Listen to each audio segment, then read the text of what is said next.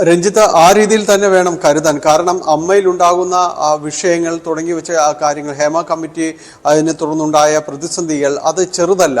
അത് തുടക്കത്തിൽ തന്നെ അതിൻ്റെ ഭാരവാഹിത്വത്തിലുള്ളവർ തന്നെയും അവർക്കിടയിൽ പോലും അഭിപ്രായ വ്യത്യാസങ്ങളുണ്ടായി, ഭിന്നസ്വരങ്ങളുണ്ടായി.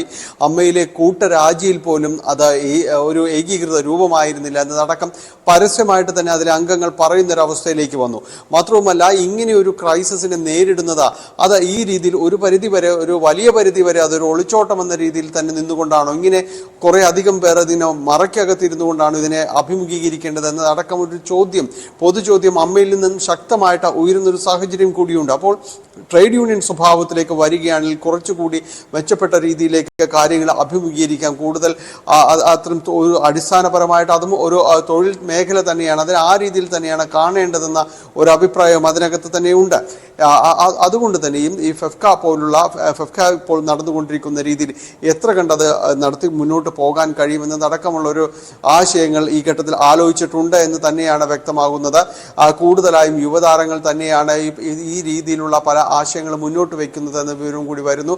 അപ്പോൾ ഇതിൽ ഒരു ആദ്യഘട്ട ചർച്ച എന്ന രീതിയിൽ പലരെയും പ്രതിനിധാനം ചെയ്തുകൊണ്ട് ആദ്യഘട്ട ചർച്ച എന്ന രീതിയിൽ തന്നെയാണ് ഇത് പുറത്തേക്ക് വന്നിരുന്നത്. അതുകൊണ്ട് തന്നെയാണ് ബി ഉണ്ണികൃഷ്ണൻ പറഞ്ഞത്, നിങ്ങൾ എങ്ങനെയാണ് ഇത് രൂപീകരിക്കുക, അത്തരം കാര്യങ്ങളുടെ ഒരു ചർച്ചകൾ നിങ്ങൾ പൂർത്തീകരിച്ചിട്ട് വരാൻ അടക്കമുള്ള കാര്യങ്ങൾ നിർദ്ദേശം നൽകിയത്. എന്തായാലും അത് എന്തു തന്നെയായാലും പിന്നീട് ഇതിനെക്കുറിച്ച് കൂടുതൽ വിശദാംശങ്ങളിലേക്ക് അടക്കം വരും. ഒരുപക്ഷെ ഇനിയിപ്പോൾ അമ്മയ്ക്കകത്ത് ഇനി മറ്റ് സ്വരങ്ങൾ, ഇനി കൂടുതൽ നേതൃത്വത്തിനെതിരെ, അവരെ ഒരു നടത്തിപ്പ് രീതികൾക്കെതിരെ, ഈ വിഷയങ്ങൾ നേരിട്ട രീതിക്കെതിരെ, ഇതിലെല്ലാം തന്നെ സ്വരം കടുപ്പിക്കുന്ന അവസ്ഥയിലേക്ക് അമ്മയുടെ അംഗങ്ങൾ തന്നെ വൈകാതെ പുറത്തേക്ക് വരുന്നൊരു സാഹചര്യം ഉണ്ടാകുമെന്ന് തന്നെയാണ് പ്രതീക്ഷിക്കപ്പെടുന്നത്. അങ്ങനെയെങ്കിൽ നമ്മൾ ഈ 20 പേർ അവർ പ്രതിനിധികൾ മാത്രമായിരുന്നു. കൂടുതൽ പേർ ഈ പുതിയൊരു സംഘടന, ട്രേഡ് യൂണിയൻ സ്വഭാവത്തിലുള്ളൊരു സംഘടന എന്ന രീതിയിലേക്ക് തന്നെ മാറും.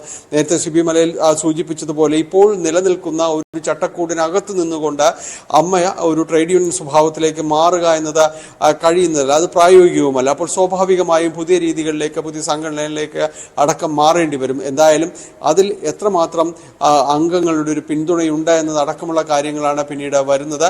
ഇത്തരം ചർച്ചകളും ഒരുപക്ഷെ ഇനി ഉണ്ടാകുന്ന വലിയ ചർച്ചകളും എല്ലാം തന്നെയും അമ്മ അതിൻ്റെ ഒരു ആസന്നമായൊരു പിളർപ്പ് എന്നത് സംബന്ധിച്ച് തന്നെയായിരിക്കാം. രഞ്ജിത്ത്, അതാണ് സാഹചര്യം. 20ഓളം അംഗങ്ങളാണ് ഇപ്പോൾ ഫെഫ്കയെ സമീപിച്ചിരിക്കുന്നത് എന്നാണ് നമുക്ക് മനസ്സിലായിരിക്കുന്നത്. അമ്മ എന്ന സംഘടന പിളർപ്പിലേക്ക് എന്നുള്ളതാണ്. ഈ 20 അംഗങ്ങൾ നിലവിലെ അമ്മയിലെ അംഗങ്ങളായ 20 പേരാണ് ഒരു ട്രേഡ് യൂണിയൻ രൂപീകരിക്കുക, അഭിനേതാക്കളുടെ ട്രേഡ് യൂണിയൻ ഉണ്ടാക്കാൻ നീക്കം തുടങ്ങിയിരിക്കുന്നു എന്ന വിവരം ഈ ഘട്ടത്തിൽ പുറത്തു വന്നിരിക്കുന്നത്.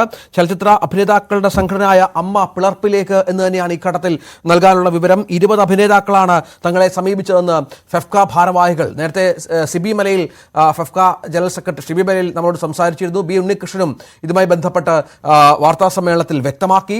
ട്രേഡ് യൂണിയൻ സ്വഭാവത്തിലുള്ള ഒരു സംഘടന, നേരത്തെ വിനയനൊക്കെ പറഞ്ഞതുപോലെ ഇപ്പോൾ അമ്മയിൽ അംഗമാകാൻ ലക്ഷങ്ങൾ കൊടുക്കേണ്ടി വരും. ട്രേഡ് യൂണിയൻ അംഗത്വമാകുമ്പോൾ അതിന് അനവധി സാധാരണക്കാരായ അഭിനേതാക്കളുണ്ട്. ഒരുപാട് സിനിമകളിൽ അഭിനയിച്ച് ലക്ഷങ്ങളും കോടികളും പ്രതിഫലമില്ലാത്ത നിരവധി അഭിനേതാക്കൾ അമ്മയ്ക്ക് പുറത്താണ്. അങ്ങനെയുള്ളവരെ കൂടി ഉൾപ്പെടുത്തിക്കൊണ്ടുള്ള തരത്തിലാകും കാര്യങ്ങളെന്നാണ് മനസ്സിലാക്കുന്നത്. ഏതായാലും നിർണായകമായ കാര്യങ്ങളാണ് എന്നുള്ളതാണ് ഇപ്പോൾ പുറത്തുവരുന്നത്. അമ്മ പിളർപ്പിലേക്ക് എന്ന് തന്നെ വേണം മനസ്സിലാക്കാൻ. ഈ പിളർപ്പിലേക്ക് എന്ന് പറയുമ്പോൾ ഈ 20 അംഗങ്ങൾക്കൊപ്പം നിരവധി ആളുകൾ ഒരു പക്ഷേ ട്രേഡ് യൂണിയൻ സ്വഭാവമുള്ള സംഘടനയിലേക്ക് മാറിയേക്കാം. അമ്മ എന്ന സംഘടന ഇല്ലാതാവുകയാണോ എന്ന് വേണം മനസ്സിലാക്കാൻ. അല്ലാതെ തന്നെ ഇപ്പോൾ നാഥനില്ലാത്ത അവസ്ഥയിലാണ് അമ്മ ഭാരവാഹികളെല്ലാം രാജിവെച്ചു കഴിഞ്ഞു. അവർ പൂർണ്ണമായും ആ സംഘടന പിരിച്ചുവിട്ട് കഴിഞ്ഞു.